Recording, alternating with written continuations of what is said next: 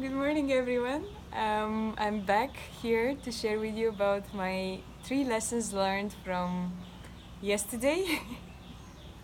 And I'm laughing because I keep on getting distracted by this cute little girl who is waving at me and doing like this as I'm sharing.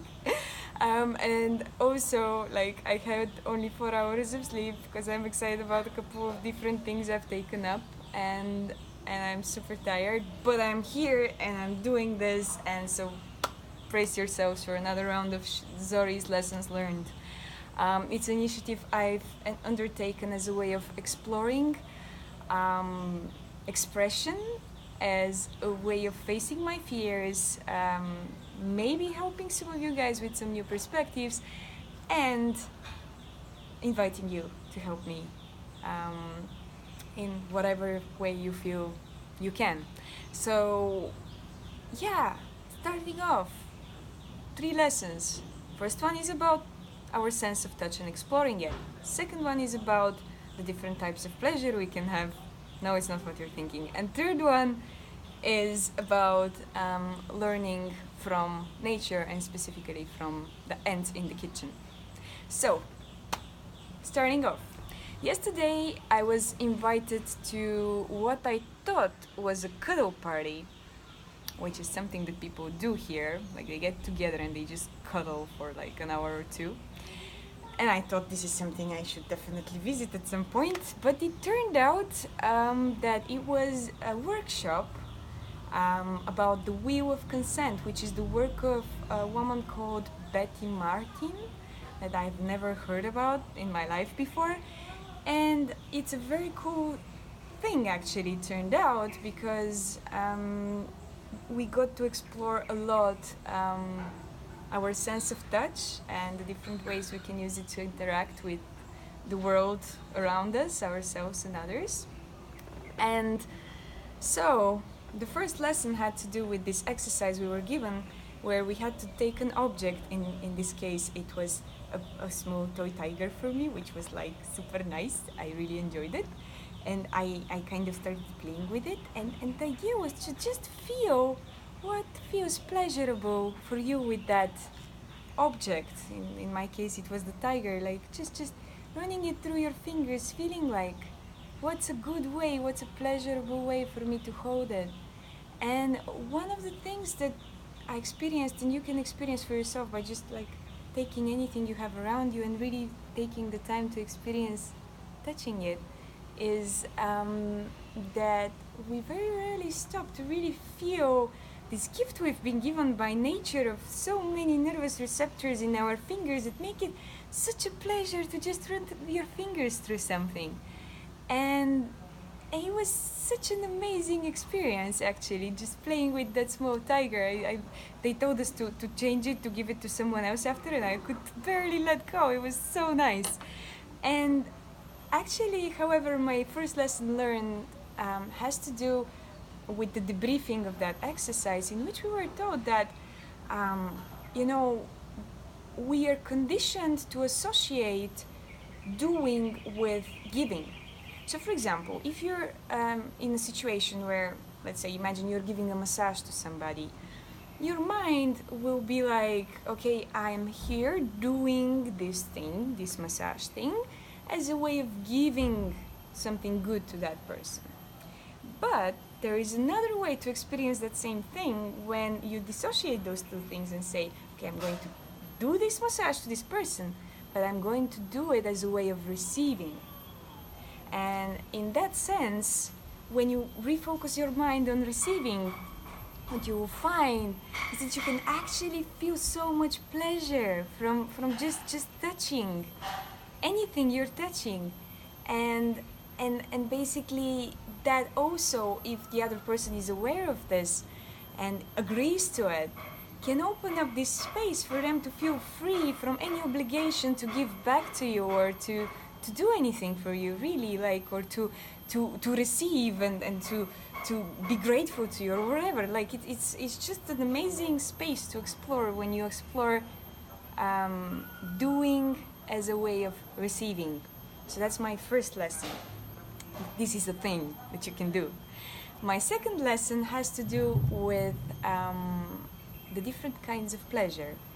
So, we associate pleasure with this one whole experience, but actually in our minds it is processed in different ways depending on its trigger. So for example, let's say you're still doing that massage to this person. You are getting pleasure on your fingers just from the sense of touching somebody. So that's the kind of direct pleasure that we can talk about. And then there is another layer of pleasure if that person starts making some sounds or like telling you, oh, this is so nice, or things like that. This is provoking another circuit in our brain, which is a social circuit. It's about being appreciated, being validated by others, and it's a completely independent kind of pleasure. And very often when we're in this state of social interaction, we are focused on that second kind of pleasure of like getting validated for something, getting this positive feedback for something. But it's so interesting to explore these two ways of getting pleasure and to learn how to balance them in your mind and how to really experience both of them, because they're both beautiful in their own way. So yeah, so this is basically another lesson learned, which is about the fact that our experience of pleasure is not a single flow. It can be broken down into this direct and indirect pleasure and explored as such, and it's beautiful. The third lesson learned this time has to do with my trip to the kitchen this morning, where I went to boil some water for my green tea. And because the locals here put this small kind of pieces of rice on a banana leaf as a way of appeasing the spirits around everywhere, they had them on their stove, and so like there was a colony of ants that were just coming to have a bite on the delicious rice that was left there for them. So when I was looking at those ants, I just had this question: oh, what did I learn from nature today? What did I learn from these ants? Like, actually, this was my learning from the ants, that I can ask this question: what did I learn from nature today?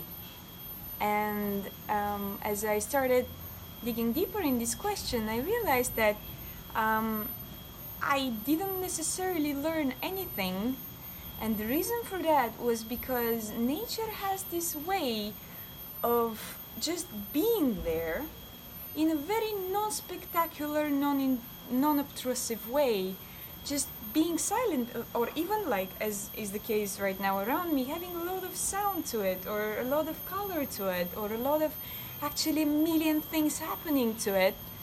But since it's nothing spectacular, we sort of, when we cannot create a story out of it, we sort of like just block it out of our perception. And however, I found out, especially because I was tired today, that there is a form of learning that you can have with just sitting there and being in nature, just looking at it, just hearing it, feeling it, that might not be something you can clearly wrap words around.